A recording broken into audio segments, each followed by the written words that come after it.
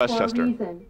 Well, we'll start with our discussion with Mr. Rabin. Your side, the anti-nuclear side of this discussion, seems to be gaining some momentum here. There are more and more politicians coming out saying the plant should be shut down. Just this week, there was a bill introduced in the Westchester County Legislature to take a vote on a shutdown. Do you think that will really happen? Will this plant be closed? Well, I think the more people who weigh in on this issue, the more elected officials and county boards that pass resolutions will certainly influence the decision whether or not the plant continues to operate. We have 7 members of the congressional delegation who've called for the shutdown of the plant, numerous local leaders and county leaders who've called for the shutdown of the plant. We think that type of momentum, which we see as building, will certainly help to shut down the facility. And of course, Mr. Waters, the workers, that's the last thing they want to see, that there's people's livelihoods here at stake, and a whole lot more, in your opinion. In my opinion, it's not just about the workers. I don't see a need to shut 2 perfectly good plants down that are perfectly safe, in no real danger of being attacked in a terrorist attack. The plant basically has withstood, and what I want to just make it clear to everyone, that a test has been done prior to the September 11th attack where a jumbo jet was deliberately crashed into a similar structure, and it penetrated that structure less than 2 inches. Now, the containment wall is several feet thick. It's made out of concrete reinforced with steel rods. Now, if a plane were to hit the structure, I think the test had already shown conclusive evidence that it really wouldn't make a difference, that the structure is sound, that it would withstand a terrorist attack, even though when the test was actually done, this was not even a thought. Actually, the test was done based on the engineers having the foresight, realizing these plants were going to be around for a very long period of time, said, hey, what if? What if a pilot loses control of a jumbo jet? What if it hits the structure? What kind of damage can we anticipate? So that test was done, and it was shown, I believe, on 60 Minutes, and it's proof positive just what would happen if such a situation did arise. Mr. Rabin, you're shaking your head no, and you're saying that's not the case. Why do you disagree with, and that's what we're hearing, is that the plant would be able to resist an attack. You're saying no.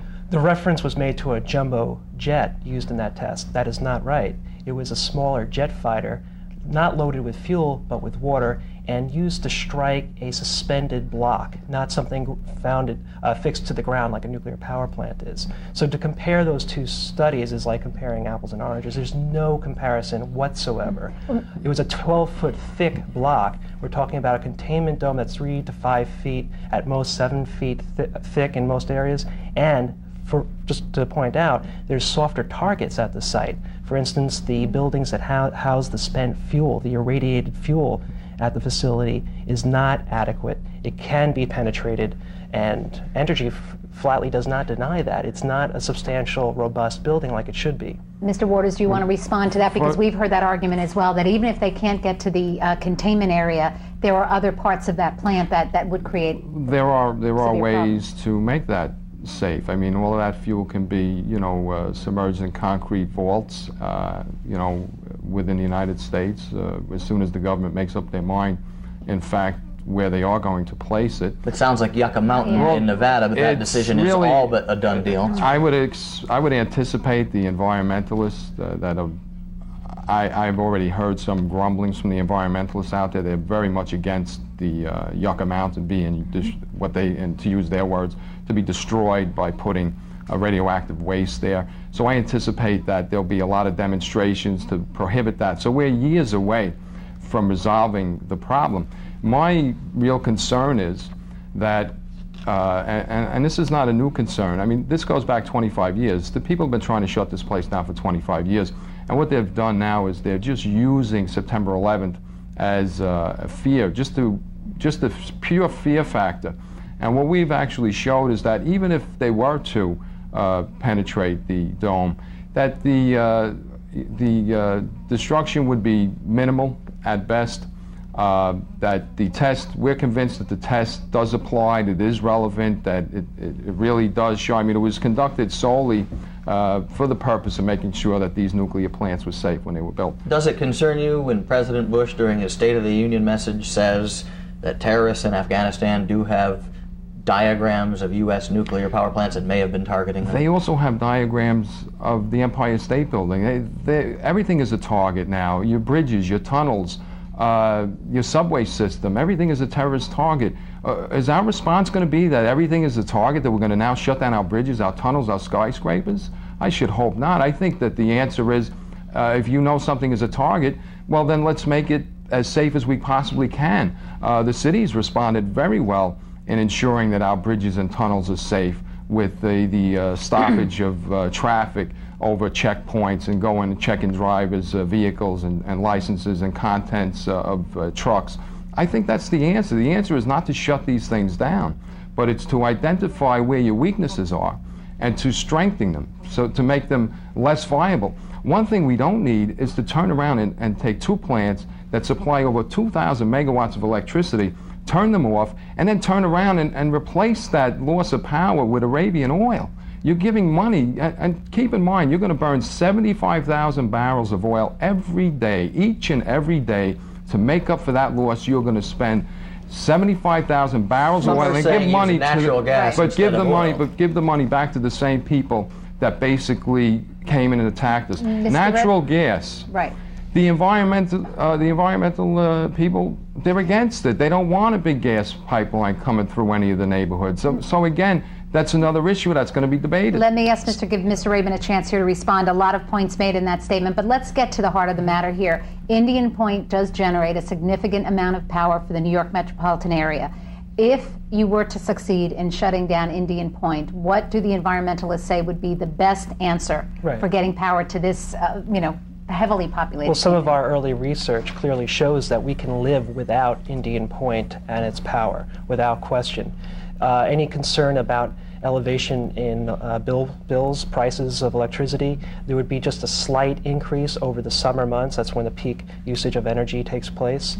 And we could actually mitigate that by deploying an aggressive demand-side management program, which is energy efficiency and conservation measures. There's a lot of potential in New York State to improve our efficiency and conservation.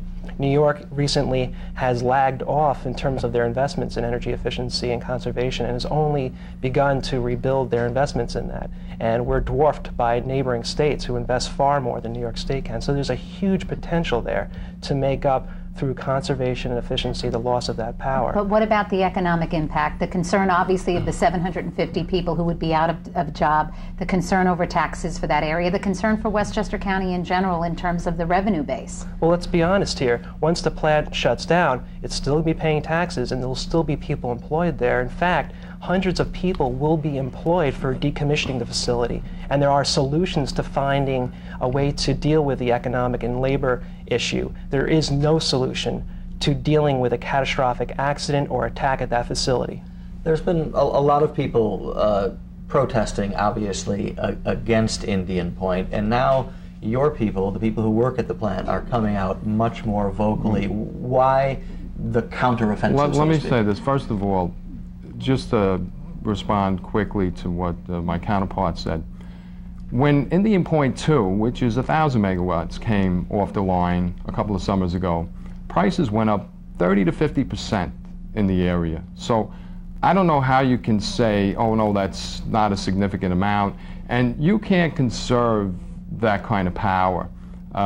People they depend on electricity. I mean, electricity is not a commodity, it's a necessity today. That was a different situation. The other point, when you're talking about the plant, you shut it down. The plant doesn't become safe when you shut the plant down. Everything remains intact. What goes away is your highly skilled, highly trained workforce, your highly skilled, highly trained security, armed security guards. And what happens is you put a fence around a vacant lot, you man that gate with unarmed guards, and you have spent fuel stored up there with no place to put it. So the danger actually increases when you shut the plant down. It does not decrease. I find it hard to believe that they would not keep armed guards if there's all this radiation there. That they would not. Why would you do that? I mean, there's nothing in there. See, the perception is that the threat goes away, And again, I have highly trained, highly skilled people that are there 24 hours a day. That place is manned. Both sites are manned 24 hours a day. Are you really going to trust that situation to a bunch of people, like I said, that may be just unarmed guards saying, well, look, it's not a viable commodity to Entergy no longer. They're not generating any profit from the place.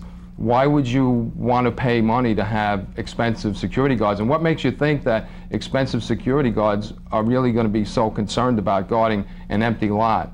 And again, it becomes more of a target, more of a danger to shut it down than to keep it on. We got to take a quick break right here. Plenty more to talk about. Mr. Rabin, we'll get your response to that when we come back. Right now, a quick break.